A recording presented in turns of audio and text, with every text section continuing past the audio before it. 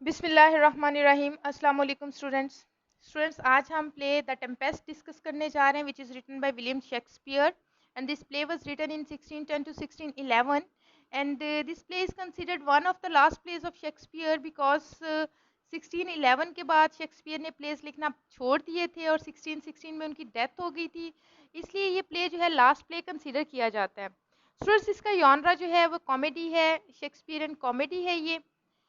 लेकिन इसमें हमें बहुत सारे ट्रेजिक एलिमेंट्स भी मिलते हैं, but this play ends happily, so we can call it tragic comedy also. और न्यू क्रिटिसिज्म में इसके लिए एक नया जॉनरा जो है वो क्रिएट किया गया है। इसको रोमांस भी कहते हैं, ठीक है, इसको रोमांटिक कॉमेडी भी आप कह सकते हैं। तो स्टूडेंट्स, प्ले को डिस्कस करते हैं। सबसे पहले हम लोग इसके कैरेक्टर्स को देखते हैं। प्रोस्पेरो है जो कि मेन कैरेक्टर है और ड्यूक का मिलान का राइटफुल ड्यूक है। और स्टूडेंट्स, मिरांडा इसकी बेटी है। एरियल एक स्पिरिट है जो प्रॉस्पेरो की सर्विस में है और कैलिबन जो एक मॉन्स्टर है, ये भी प्रॉस्पेरो का सर्वेंट है। अलोंसो नेपल्स का किंग और सेबास्टियन जो है अलोंसो का भाई है। एंटोनियो प्रॉस्पेरो का भाई है जो इस वक्त मिलान का ड्यूक है।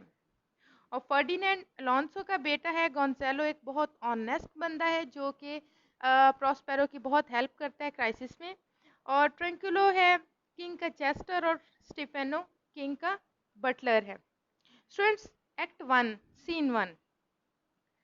सीन वन जो है वो समंदर में तूफान के साथ शुरू होता है। स्टूडेंट्स, टेम्पेस्ट का मतलब होता है तूफान, तो इसलिए टाइटल की सिग्निफिकेंस ये है कि ये जो फर्स्ट एक्ट है इसका, ये समंदर में तूफान के साथ शुरू होता है। और इस वक्त शिप में अलोंसो, एंटोनियो, गोंजालो, सेबास्टियन और बहुत से और लोग हैं, यानी कि मैरिनर्स हैं और बोट्समैन हैं, ये सारे के सारे लोग मौजूद हैं।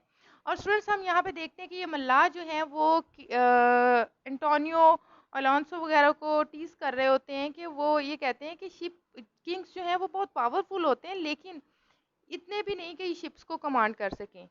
तो वो एंटोनियो और सेबास्टियन से कहते हैं कि आप सब लोग बिलो डेक चले जाओ, क्योंकि आपकी वजह से हमें शिप को कमांड करने में, शिप को कंट्रोल करने में प्रॉब्लम हो रही है। और वो इस बात पे बहुत नाराज़ होते हैं कि एक मामूली आदमी इन्हें ऑर्डर कर रहा है, मगर इन्हें ऐसा करना पड़ता है क्योंकि बहुत ज़्यादा तूफान है और तूफान रुकने का नाम ही नहीं ले रहा और शिप काबू में नहीं आ रहा। तो उन्हें अपनी जान बचाने के लिए उनके ऑर्डर को फॉलो करना पड़ रहा है।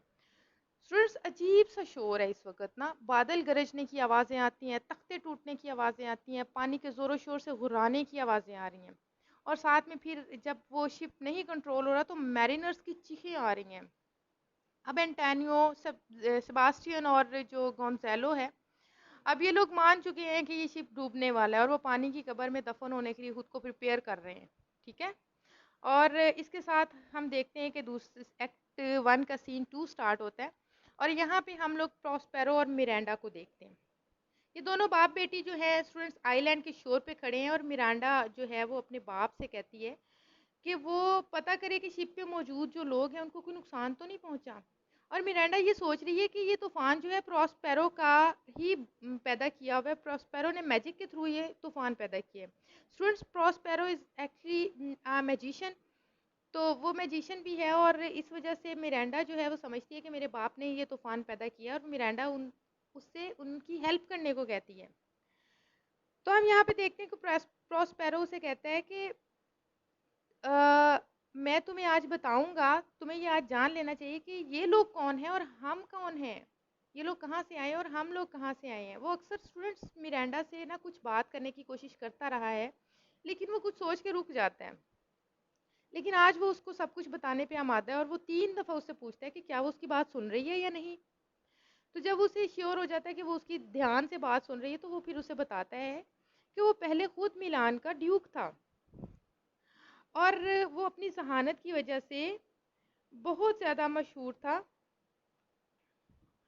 और लेकिन ये कि उसको पॉलिटिक्स में इंटरेस्ट नहीं था और ज़्यादातर उसकी इंटरेस्ट स्टडीज़ में था और स्टडीज़ में एक्सेसिव इंटरेस्ट की वजह से उसकी पॉलिटिक्स से ग्रेजुअली जो है तवज्जो बिल्कुल ख़त्म होती गई। और इस चीज़ का उसके भाई एंटोनियो ने बहुत ज़्यादा फ़ायदा उठाया, उसे अपॉर्चुनिटी मिल गई और उसने नेपल्स के बादशाह के साथ मिलके जो साजिश की और उन दोनों ने मिल के जो है ना मिलान पे हमला किया और प्रॉस्पेरो को निकाल बाहर किया। अब फिर स्टूडेंट्स वो उसे बताता है कि किस तरह से उन लोगों ने फिर क्या किया कि उसने और मिरांडा ने एक बहुत वफादार मुलाजिम के ज़रिए जो है वहाँ से एस्केप हासिल किया। वो वफादार मुलाजिम कौन था? स्टूडेंट्स, गोंजालो, ठीक है। तो उसने ना सिर्फ उनको जो है वो वहाँ से निकाला, बल्कि उनको फूड भी प्रोवाइड की, कपड़े भी दिए और प्रॉस्पेरो की लाइब्रेरी से बहुत सारी बुक्स भी दी जो उसकी ज़रूरत की थी। फिर वो स्टूडेंट्स मिरांडा से कहता है कि ये उसकी किस्मत है कि उसके दुश्मन अब इस जजीरे पे आ गए और अब वो उनको सबक सिखाएगा। अब स्टूडेंट्स, प्रॉस्पेरो जो है अपने जादू की मदद से मिरांडा को सुला देता है और फिर अपनी जो है वो स्लेव स्पिरिट जो है एरियल को बुलाता है। और एरियल की गुफ्तगू से, एरियल और प्रॉस्पेरो की गुफ्तगू से हमें पता चलता है कि वो ही इस तूफान के लिए रिस्पॉन्सिबल हैं। एरियल ने प्रॉस्पेरो के कहने पे ये तूफान जो है वो पैदा किया है। और अब वो क्या करता है कि वो सब तूफान पैदा करने के बाद फिर सबको जिंदा ही हार्बर तक भी ले आया है, लेकिन वो सब लोग जो है ना वो स्कैटर्ड हैं, ठीक है, वो इकट्ठे नहीं है, वो सब बिखरे हुए हैं, कोई कहीं है कोई कहीं है। तो प्रॉस्पेरो जो है एरियल के को इस चीज़ सर्विस के लिए एरियल का शुक्रिया अदा करता है। अब इस मौके से फ़ायदा उठाते हुए जो है ना एरियल उसे याद करवाता है कि उसने कहा था कि अगर वो कोई भी सर्विस बगैर किसी शिकायत के अंजाम देगा, यानी कि एरियल प्रॉस्पेरो की कोई भी सर्विस किसी शिकायत के बगैर अंजाम देगा तो प्रॉस्पेरो उसे जो है वो फ्री कर देगा, उसको अपनी स्लेवरी से आज़ाद कर देगा। तो प्रॉस्पेरो को उसका अंदाज बिल्कुल भी अच्छा नहीं लगता। वो कहता है कि मैं को काम कहता हूँ तो तुम आगे से अपनी फ्रीडम की बात करने लग जाते हो। तो वो उसे गुस्से में याद दिलाता है कि वो किस तरह और कहाँ से आया है और किस तरह प्रॉस्पेरो ने इसे बचाया था। स्टूडेंट्स, एरियल एक्चुअली साइकोरेक्स का सर्वेंट था। साइकोरेक्स कौन थी? वो एक जादूगरनी थी जिसे अल्जीरिया से निकाल दिया गया था और इस आइलैंड पे भेज दिया गया था। और चूंकि एरियल एक बहुत नाजुक स्पिरिट थी और जादूगरनी की जो है ना वो कमांड्स बहुत सख्त थी, वो बहुत सख्त काम लेना चाहती थी इससे, लेकिन वो क्योंकि एरियल एक नाजुक स्पिरिट थी और इसकी सख्त कमांड्स को वो फॉलो नहीं कर सकती थी, इसलिए उसने गुस्से में आके एरियल को क्लोवन पाइन में कैद कैद कर दिया था। और वो फिर मर गई और उसने मरने से पहले उसको आज़ाद नहीं किया। अब प्रॉस्पेरो उसे कहता है कि अगर मैं इस जजीरे पे ना आता तो एरियल शायद कभी भी आज़ाद ना होती, ठीक है। फिर प्रॉस्पेरो उसे ये भी थ्रेट करता है कि अगर वो ये अपनी फजूल बातें बंद नहीं करेगा, फ्रीडम की बातें और ये शिकायतें बंद नहीं करेगा, तो वो उसे 12 साल की कैद की सज़ा दे देगा, ठीक है। और एरियल यहाँ पे वादा करती है कि अब वो ऐसा नहीं करेगी। फिर वो जो प्रॉस्पेरो है अपनी बेटी को जगाता है और उसे बताता, अब मिरांडा को नहीं पता कि उस पे जादू हुआ है। वो यही समझती है कि वो एक स्टोरी सुनते सुनते है वो सो गई थी। तो स्टूडेंट्स, मिरांडा जब अच्छी तरह से उठ जाती है तो वो पूरा प्रॉस्पेरो से कहता है कि हम अब हमें कैलिबन के पास जाना चाहिए, उससे हमें कुछ बात करनी है। कैलिबन स्टूडेंट्स उसी साइकोरेक्स का बेटा है जिसने एरियल को कैद किया होता है। तो अब वो प्रॉस्पेरो कैलिबान को बुलाता है और कैलिबान आता है, तो आते ही वो उसके साथ लड़ने झगड़ने लग जाता है, उसको लानत मलामत करने लग जाता है। तो प्रॉस्पेरो उसे सजा देने की धमकी देता है। तो कैलिबान आगे से कहता है कि तुमने पहले मुझ पे बड़े जुल्म किए, ये आइलैंड पहले मेरा था, मेरी माँ का था, फिर तुम आ गए यहाँ पे, तुमने मुझे अपना गुलाम बना लिया। तो प्रॉस्पेरो से कहता है कि तुम नाशुक्री कर रहे हो, मैंने तुम्हें बहुत कुछ सिखाया भी तो है। और वो उसे प्रॉस्पेरो उसको एक लाइंग स्लेव कह के बुलाता है। तो स्टूडेंट्स,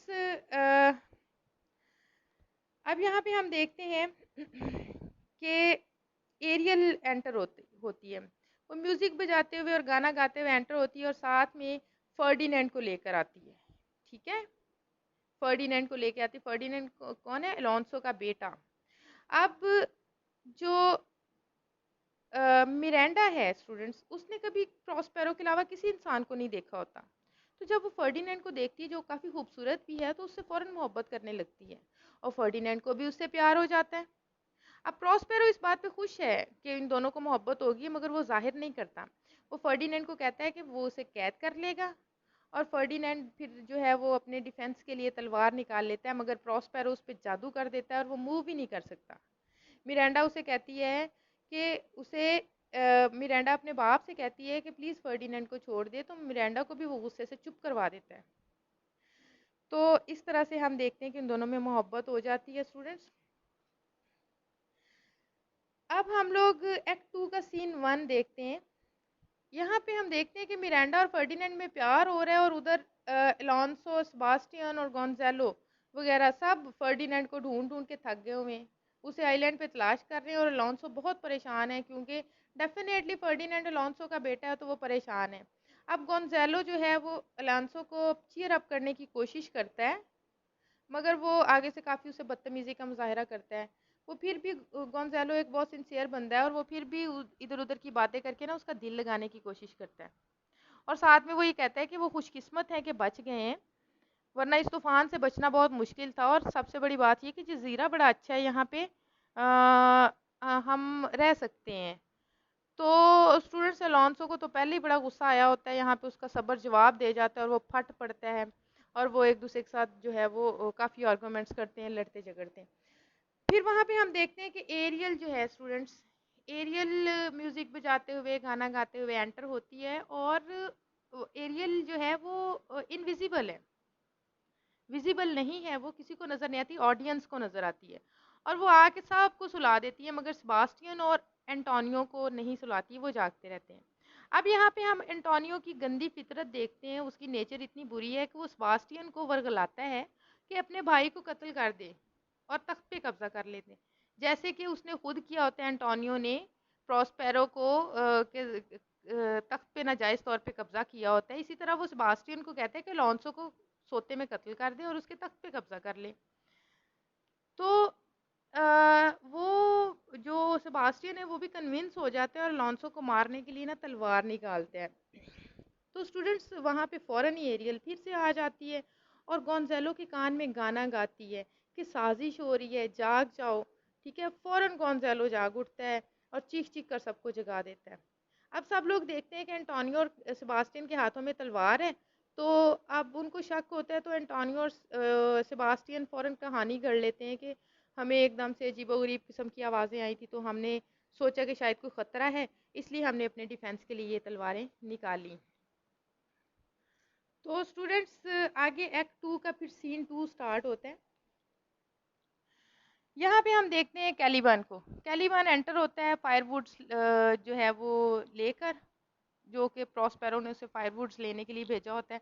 वो फायरवुड इकट्ठी कर रहा है और बैकग्राउंड में बहुत थंडर का साउंड आ रहा है। और वहाँ पे हम देखते हैं कि कैलिबन जो है ना ट्रंक्यूलो को देखता है, और ट्रंक्यूलो को देख के वो सोचता है कि कोई स्पिरिट है जिसे प्रॉस्पेरो ने उसे सजा देने के लिए भेजा है। और स्टूडेंट्स वो डर के मारे नीचे बैठ जाता है। और एक्चुअली वो प्रॉस्पेरो की स्पिरिट से बहुत डरता है क्योंकि वो बहुत उसे टीज करती हैं, बहुत तंग करती हैं कैलिबान को। तो वो ट्रंकुलो को स्पिरिट समझता है और वो डर के मारे नीचे बैठ जाता है और अपने आप को अपने क्लॉक में छुपा लेता है। और ट्रंकोलो भी जो है वो थंडर की आवाज़ सुनता है, वो भी डर जाता है और वो छुपने की जगह ढूंढता है, उसे कोई और जगह नहीं मिलती, तो वो कैलिबन को देखता है और उसके क्लॉक के नीचे वो भी घुस जाता है। ठीक है, अब हम देखते हैं कि यहाँ पे स्टीफेनो आता है। वो गाना गा रहा है और ड्रिंक कर रहा है और वो देखता है उसको कैलिबन की चीखने की आवाज़ें आती हैं। वो चीख रहा होता है कि प्लीज़ मुझे मत तंग करो, मुझे टॉर्मेंट मत करो। तो वो एक्चुअली कैलिबन डर रहा होता है ट्रिंकुलो से, जो उसके क्लॉक के अंदर घुसा होता है। तो वो उससे चीख चीख के कह रहा होता है मुझे मत सताना, मुझे मत टीज करना। तो स्टीफानो ये समझता है कि ये कोई चार टांग वाला मॉन्स्टर है, क्योंकि वो दोनों होते हैं, उनके नीचे चार टांगे नजर आ रही होती हैं क्लॉक के नीचे। तो वो स्टीफानो समझता है कि ये कोई चार टांगों वाला मॉन्स्टर है जिसे फीवर है। तो वो अपनी सोचता है कि मैं इसको ड्रिंक करवा देता हूँ, तो ड्रिंक के जरिए उसे इस फीवर से निजात मिल जाएगी। अब वो जो है ना कैलिबान के मुंह में जो है वो शराब डाल देता है और ट्रिंकोलो जो है वो स्टीफनो को पहचान लेता है और स्टीफनो को बुलाता है। स्टीफनो अपने फ्रेंड को क्लॉक में से निकाल देता है और कैलिबान के मुंह में शराब डाल देता है और ज़्यादा। अब कैलिबान स्टूडेंट ड्रंक होकर इतना ड्रंक हो जाता है, वो स्टीफनो को अपना आका मान लेता है। ठीक है, वो उसको अपना मास्टर मान लेता है। अब ये दोनों जो है स्टूडेंट्स कैलिबान के ड्रंक होने का फ़ायदा उठाने का सोचते हैं और सोचते हैं कि इससे अब हम लोग जो है ना वो बहुत सारा फ़ायदा उठाएंगे और कैलिबान इन्हें आइलैंड दिखाने के लिए ले जाता है, उन्हें आइलैंड दिखाने का वादा करता है। अब स्टूडेंट्स नेक्स्ट एक्ट 3 शुरू होता है, इसका सीन 1 है। प्रॉस्पेरो के सेल का सीन है ये। यहाँ पे जो कैलिबन की ड्यूटी है वो फर्डिनेंड कर रहा है। कैलिबन की ड्यूटी क्या है, वो फायरवुड्स इकट्ठी करते हैं। अब यहाँ पे फर्डिनेंड फायरवुड्स लेके आ रहा है और वो खुश है ये काम करके, क्योंकि वो उस औरत की सर्विस कर रहा है जिससे वो मोहब्बत करता है। अब यहाँ पे हम देखते हैं कि मिरांडा भी एंटर होती है और प्रॉस्पेरो भी वहीं पे आ जाता है। अब वो फर्डिनेंड से कहता है कि थोड़ी देर तुम आराम कर लो, ब्रेक ले लो काम से, और मिरांडा तुम्हारे हिस्से का काम करेगी। और वो ये कह के चला जाता है। तो जब वो देखता है फर्डिनेंड के प्रॉस्पेरो चला गया है, तो वो मिरांडा को काम नहीं करने देता और उससे नाम पूछता है। तो वो बताती है अपना नाम कि मेरा नाम मिरांडा है। तो वो बहुत खुश होता है। वो कहता है कि मिरांडा उसी लैटिन वर्ड से निकला है जिससे एडमायरेशन निकला है, यानी कि मिरांडा और एडमायरेशन का जो रूट वर्ड है, जो लैटिन रूट वर्ड है, वो एक ही है। तो इसका मतलब है कि वो मिरांडा को आगे जो नया नाम देता है वो कहता है एडमायर्ड मिरांडा। ठीक है। इस तरह से फर्डिनेंड जो है मिरांडा की तारीफें करता रहता है और वो भी उसकी तारीफें कर रही है। फर्डिनेंड उसे बताता है कि वो एक प्रिंस है, मगर मिरांडा को इससे फर्क नहीं पड़ता है, वो उसके टाइटल में इंटरेस्टेड नहीं है। वो उससे पूछती है कि मुझे तुम्हारे प्रिंस होने से कोई लेना देना नहीं है, तुम मुझे ये बताओ तुम मुझसे मोहब्बत करते हो। तो वो उसे पॉजिटिव में आंसर देता है। फिर इस तरह से दोनों इकरार करते हैं एक दूसरे से मोहब्बत का, और फिर एक दूसरे को प्रपोज करते हैं और शादी का डिसाइड कर लेते हैं। वहाँ प्रॉस्पेरो आ जाता है और वो भी बहुत खुश है उनके फैसले से। जी स्टूडेंट्स, एक्ट 3 का सीन 2 शुरू होता है। यहाँ पे फिर हम कैलिबन, स्टीफेनो और ट्रिंकलो को शराब पीते हुए आइलैंड पे घूमते हुए देखते हैं। और स्टीफेनो अब कैलिबन को सर्वेंट मॉन्स्टर कह रहा है, क्योंकि स्टीफानो का कैलिबन जो है उसने स्टीफानो को अपना आका मान लिया है। तो स्टीफेनो अब जो है कैलिबन को सर्वेंट मॉन्स्टर कह रहा है और बार बार उसे ड्रिंक करवाया जा रहा है, और कैलिबन खुशी खुशी उसकी बात मान रहा है। यहाँ पे स्टीफेनो और ट्रिंकोलो का झगड़ा होता है, क्योंकि ट्रिंकोलो जो है वो कैलिबन का मजाक उड़ाते हैं और स्टेफेनो को ये बात बहुत बुरी लगती है कि उसके सर्वेंट का वो मजाक उड़ा रहा है। इस तरह से उन दोनों के बीच में काफी आर्गुमेंट्स होते हैं। अब कैलिबन अपने आका यानी कि स्टीफेनो को, नए आका को बताता है कि वो एक जालिम जादूगर के कब्जे में है, वो जालिम जादूगर के ताबे है, और उस जालिम जादूगर ने उससे धोखे से आइलैंड छीन ली है, क्योंकि वो खुद पहले आइलैंड का मालिक था। अब ये बात जब वो कर रहा होता है ना, एरियल वहां पे होती है और वो इनविजिबल होती है और वो कहती है कि तुम झूठ बोल रहे हो, यू लायर। अब ये लोग तो एरियल को देख नहीं सकते, तो कैलिबन ये समझता है कि ये ट्रंकिलो बोल रहा है। स्टीफेनो मना करता है ट्रिंकुलो को ये ना बोले बीच में बात के। तो ट्रिंकुलो जो प्रोटेस्ट करता है कि वो तो बोल ही नहीं रहा। तो इस तरह से जो है ना उन दोनों की फिर से जो है वो झगड़ा शुरू हो जाता है। फिर कैलिबन उसको बताता है स्टीफेनो को कि इस तरह से प्रॉस्पेरो ने उस पर कब्जा किया हुआ है। अब वो प्रॉस्पेरो से बदला लेना चाहता है। और अब वो कैलिबन उनको मंसूबा भी बताता है कि प्रॉस्पेरो की जो मैजिक की बुक्स है ना, अगर वो चोरी कर ली जाए तो इस तरह से वो प्रॉस्पेरो को मार सकते हैं और स्टीफेनो जो है मिरांडा से शादी भी कर सकता है। इस तरह वो खुद आइलैंड का किंग बन जाएगा और मिरांडा उसकी क्वीन बन जाएगी। तो इस तरह से वो उनको जो है वो मंसूबा बनाते हैं प्रॉस्पेरो को मारने का। तो स्टूडेंट्स, एक्ट 3 का सीन 3 है। यहाँ पे सेबास्टियन, अलोंसो, एंटोनियो और गोंजालो, हम देखते हैं कि ये फर्डिनेंड को ढूंढते ढूंढते थक जाते हैं और अलोंसो को अपने बेटे के मिलने की उम्मीद बिल्कुल खत्म हो जाती है। एंटोनियो अब अलोंसो को थका हुआ देखकर फिर सेबास्टियन से कहता है कि इसकी थकावट बड़ी अच्छी अपॉर्चुनिटी है, इसको मार दो। यानी कि इससे हम लोग बार बार उसके इस तरह की साजिशी बातों से हमें अंदाजा होता है कि उसकी नेचर ही ऐसी है। अब वो खुद तो इस तरह करता है, वो दूसरों को भी बहकाता है, वर्गलाता है। तो अलोंसो जो कि थका हुआ है बेटे को ढूंढ ढूंढ के, तो वो सेबास्टियन से एंटोनियो कह रहा है कि इसकी थकावट अब तुम्हारे लिए अपॉर्चुनिटी है, इसको मार दो और खुद बादशाह बन जाओ।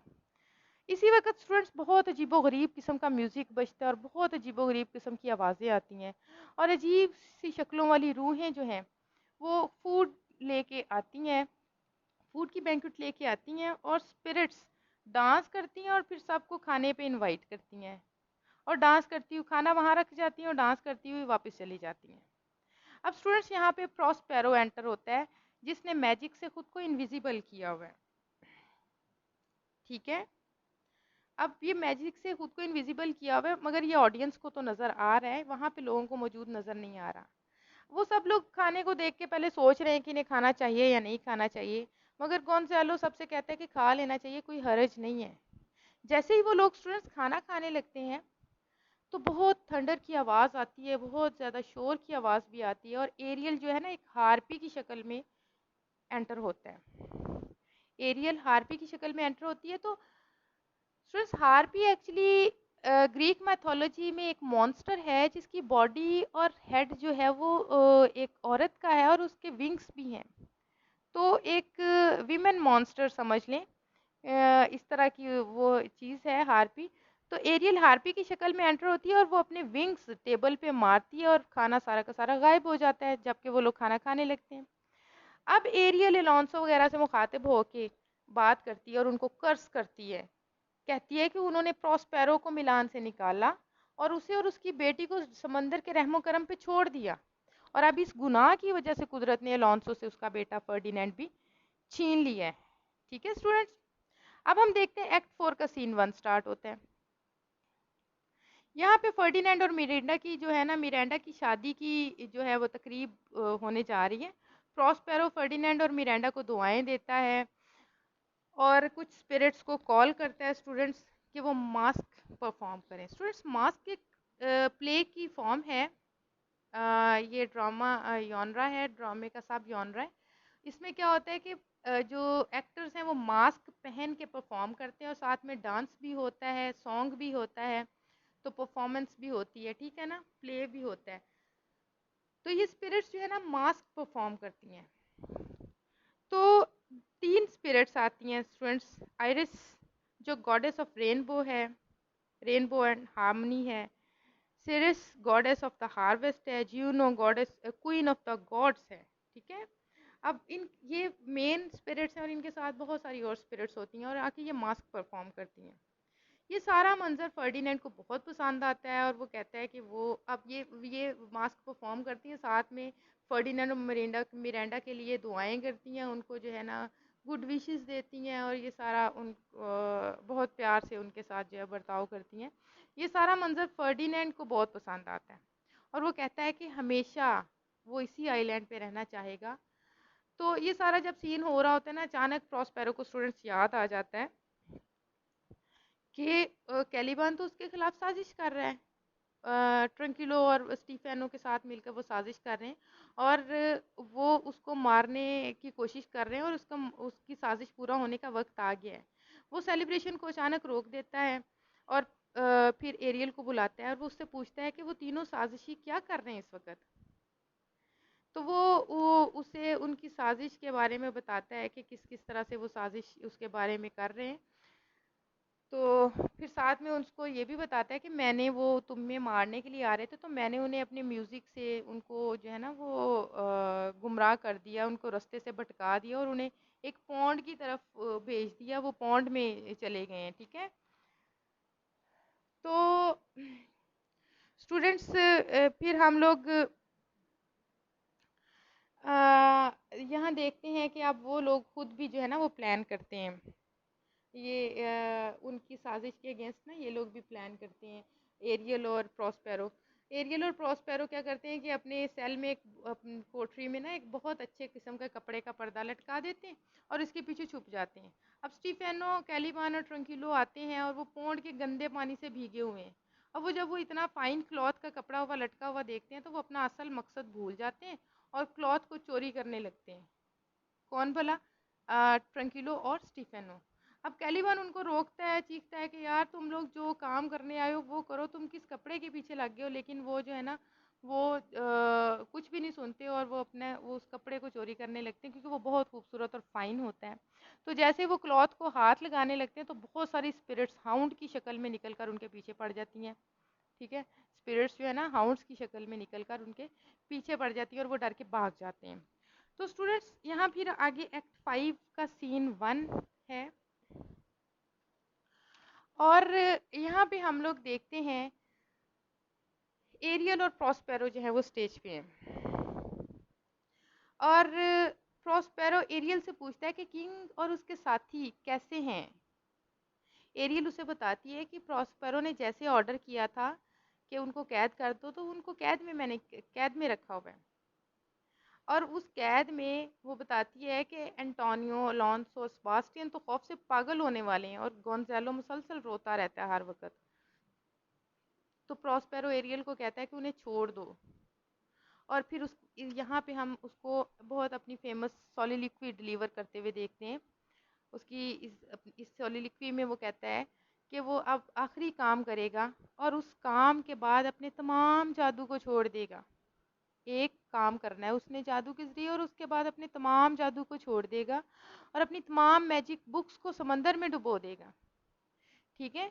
और यहाँ पे एरियल अब फिर अलोंसो और उसके साथियों को कैद से ले आता है और उनको उनके साथ यहाँ पे ले आती है और उनके साथ स्टेज पे एंटर होती है। अब ये लोग सारे जादू के जेर असर हैं, इन पे मैजिक हुआ हुआ है और वो एक सर्कल में खड़े हैं स्टूडेंट्स। और प्रॉस्पेरो इनसे बात करता है। वो पहले गोंजालो की लॉयल्टी की तारीफ करता है कि गोंजालो ने किस तरह, जो क्राइसिस का वक्त था उस वक्त इसका साथ दिया, जब एंटोनियो ने उसको के साथ बुरा सलूक किया तो गोंजालो ने इसको और इसकी बेटी को किस तरह से बचाया, तो इसकी लॉयल्टी की तारीफ करता है। फिर एरियल को भेजता है कि वो वाला ड्रेस लेके आए जो वो उस वक्त पहना करता था जब वो ड्यूक था। तो एरियल सेल में जाती है और फौरन जाके उसका वो ड्यूक वाला ड्रेस लेके आती है और प्रॉस्पेरो को ड्रेस अप होने में हेल्प करती है।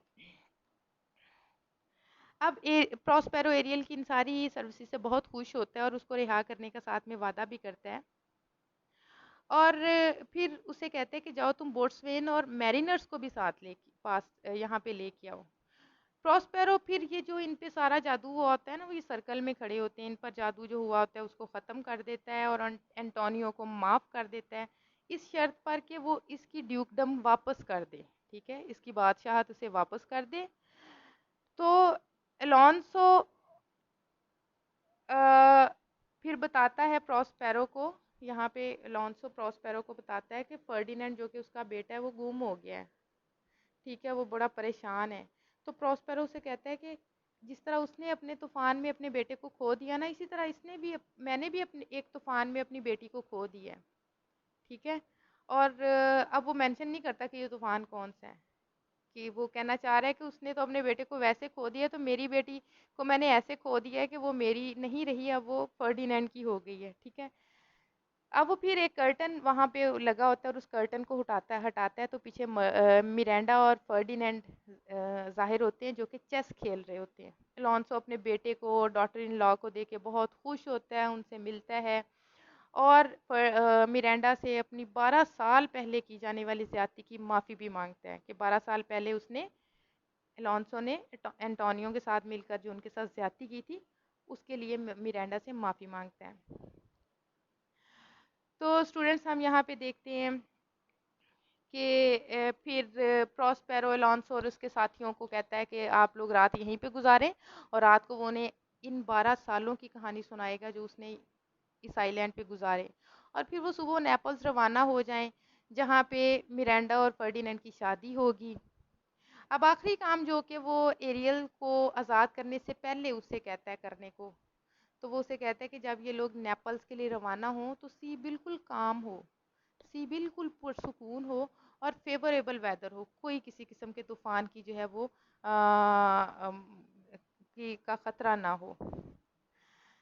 तो स्टूडेंट्स यहाँ पे प्ले ख़त्म होता है और सारे कैरेक्टर्स जो हैं वो वहाँ से चले जाते हैं, सिर्फ प्रॉस्पेरो स्टेज पर है। अब वो प्रॉस्पेरो स्टेज पर है और अपना वो एपिलॉग जो है डिलीवर करता है। स्टूडेंट्स, एपिलॉग होती है कंक्लूडिंग स्पीच होती है किसी भी प्ले की या किसी भी टेक्स्ट की। कंक्लूडिंग स्पीच जो होती है ना, उसको एपिलॉग कहते हैं। अब वो एपिलॉग डिलीवर करता है और एपिलॉग में वो क्या कहता है, वो कहते हैं कि जैसे उसने कैलिबान और एरियल को कैद किया था, ऐसे ही ऑडियंस ने मुझे स्टेज पर कैद कर लिया है और ऑडियंस सिर्फ तालियां बजाकर ही मुझे रिहा कर सकते हैं। ठीक है। और फिर वो मज़ीद कहता है कि जैसे ये सब ऑडियंस चाहते हैं कि इन्हें इनके गुनाहों के लिए माफ़ कर दिया जाए, ऐसे ही इन्हें मुझे भी माफ़ कर देना चाहिए और तालियां बजाकर मुझे रिहा कर देना चाहिए। तो इस तरह से स्टूडेंट्स फिर वो ऑडियंस तालियां बजाते हैं और प्ले जो है वो ख़त्म हो जाता है। तो स्टूडेंट्स, ये था टेम्पेस्ट तूफ़ान की समरी। और नेक्स्ट लेक्चर तक के लिए अपना ख्याल रखिएगा। अल्लाह हाफिज़।